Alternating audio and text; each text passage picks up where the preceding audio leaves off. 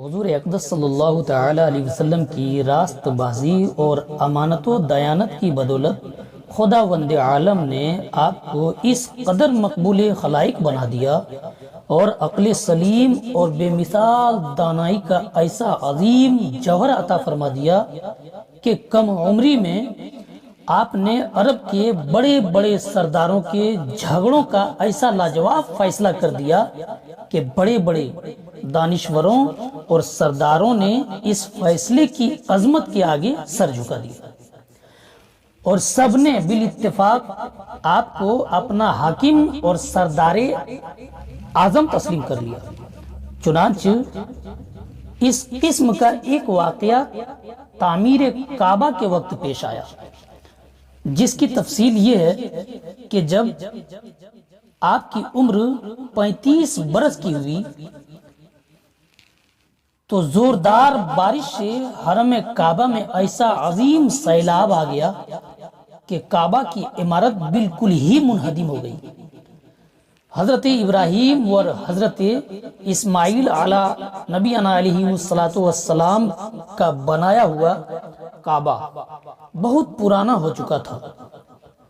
عمالقہ اور قبیلہ جرہم اور قسی وغیرہ اپنے اپنے وقتوں میں اس کعبہ کی تعمیر و مرمت کرتے رہے تھے، مگر چونکہ عمارت نشیب میں تھی اس لیے پہاڑیوں سے برساتی پانی کے بہاؤ کا زوردار دھارا وادی مکہ میں ہو کر گزرتا تھا اور اکثر حرم کعبہ میں سیلاب آ جاتا تھا۔ کعبہ کی حفاظت کے لیے بالائی حصہ میں قریش نے کئی بند بھی بنا دیے تھے، مگر وہ بند بار بار ٹوٹ جاتے تھے۔ اس لیے قریش نے یہ طے کیا کہ عمارت کو ڈھا کر پھر سے کعبہ کی ایک مضبوط عمارت بنائی جائے جس کا دروازہ بند ہو اور چھت بھی ہو۔ چنانچہ قریش نے مل جل کر تعمیر کا کام شروع کر دیا۔ اس تعمیر میں حضور اقدس صلی اللہ تعالی علیہ وسلم بھی شریک ہوئے اور سرداران قریش کے دوش بدوش پتھر اٹھا اٹھا کر لاتے رہے۔ مختلف قبیلوں نے تعمیر کے لیے مختلف حصے آپس میں تقسیم کر لیے۔ جب عمارت حجر اسود تک پہنچ گئی تو قبائل میں سخت جھگڑا کھڑا ہو گیا۔ ہر قبیلہ یہی چاہتا تھا کہ ہم ہی حجر اسود کو اٹھا کر دیوار میں نصب کریں تاکہ ہمارے قبیلہ کے لیے یہ فخر اور اعزاز کا باعث بن جائے۔ اس کشمکش میں 4 دن گزر گئے، یہاں تک کہ نوبت پہنچی کہ تلواریں نکل آئیں۔ بنو عبد الدار اور بنو عدی کے قبیلوں نے تو اس پر جان کی بازی لگا دی اور زمانہ جاہلیت کے دستور کے مطابق اپنی قسموں کو مضبوط کرنے کے لیے ایک پیالہ میں خون بھر کر اپنی انگلیاں اس میں ڈبو کر چاٹ لیں۔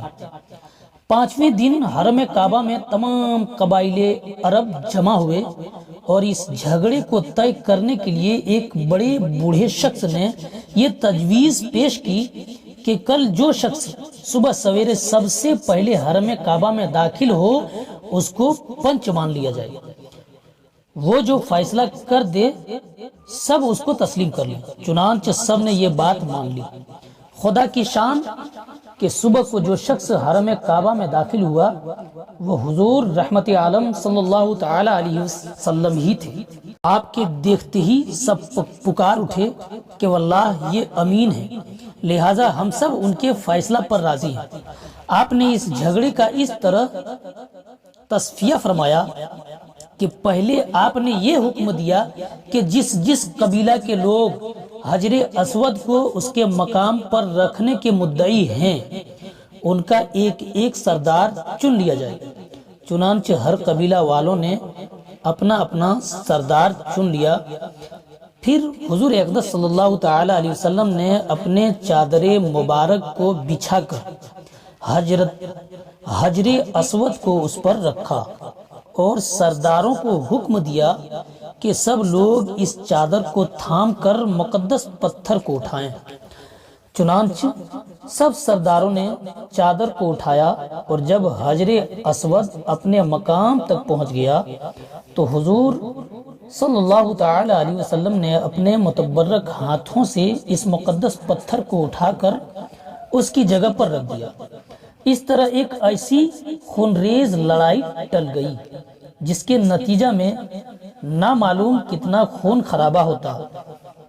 خانہ کعبہ کی عمارت بن گئی، لیکن تعمیر کے لیے جو سامان جمع کیا گیا تھا وہ کم پڑ گیا، اس لیے ایک طرف کا کچھ حصہ باہر چھوڑ کر نئی بنیاد قائم کر کے چھوٹا سا کعبہ بنا لیا گیا۔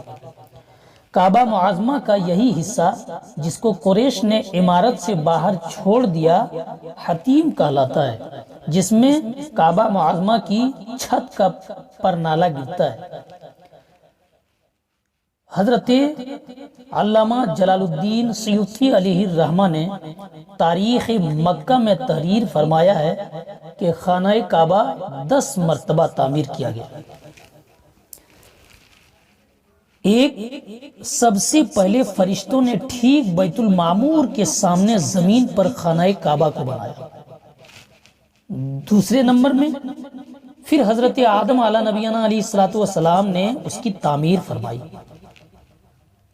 تیسری مرتبہ اس کے بعد حضرت آدم علیہ نبینا علیہ الصلوۃ والسلام کے فرزندوں نے اس عمارت کو بنایا، اور چوتھی مرتبہ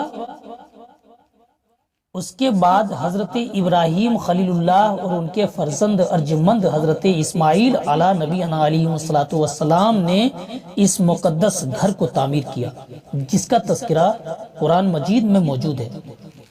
پانچواں قوم عمالقہ کی عمارت، اور چھٹا اس کے بعد قبیلہ جرہم نے اس کی عمارت بنائی۔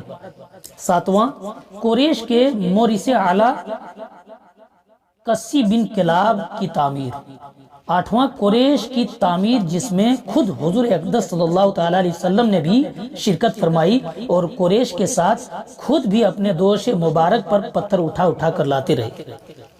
آٹھواں حضرت عبداللہ بن زبیر رضی اللہ تعالی عنہ نے اپنے دور خلافت میں حضور اقدس صلی اللہ تعالی علیہ وسلم کے تجویز کردہ نقشہ کے مطابق تعمیر کیا، یعنی حتیم کی زمین کو کعبہ میں داخل کر دیا اور دروازہ سطح زمین کے برابر نیچا رکھا، اور ایک دروازہ مشرق کی جانب اور ایک دروازہ مغرب کی سمت بنا دیا۔